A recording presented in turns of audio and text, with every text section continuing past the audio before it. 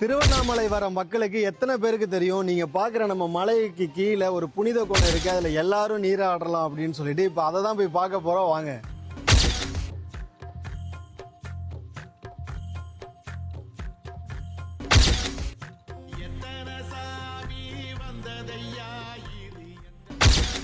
அந்த குளத்துக்கு போறதுக்கு முன்னாடி புனித நந்திவாய் தீர்த்தத்தை எடுத்து நம்ம வந்து தெளிச்சுக்கலாம். உங்களுக்கும் நான் தெளிக்கிறேன்.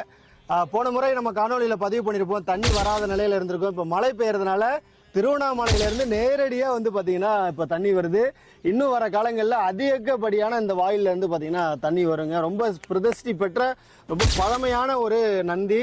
ஏகப்பட்ட முனிவர்கள் சித்தர்கள் வணங்கி அமர்ந்து குளிச்ச ஒரு இடம் தான் இந்த நந்திவாய் தீர்த்தமும் அந்த குளமும். அதை தான் இன்றைக்கி உங்களுக்கு தண்ணி வர்றதுனால இன்றைக்கி வந்து பார்த்திங்கன்னா நம்ம வந்து உங்களுக்கு காட்டுறோம். வாங்க.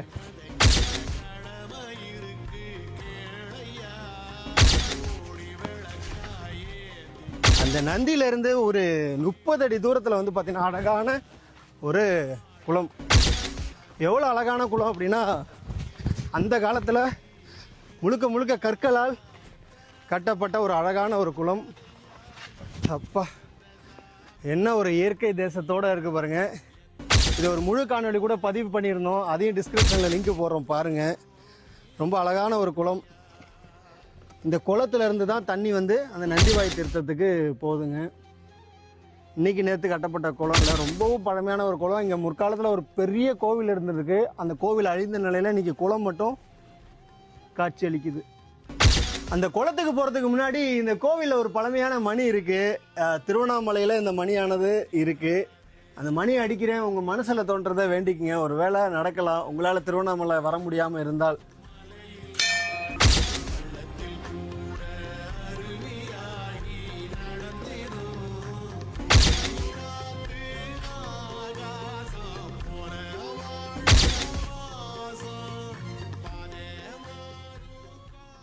ரொம்ப அழகான ஒரு இடம். ஆனால் திருவண்ணாமலை வர எல்லாருக்கும் இந்த மாதிரி கிடைக்கிறது கிடையாது. ஆனால் எல்லாரும் வந்தாலும் இந்த இடம் நல்லா இருக்குமான்னு தெரியல.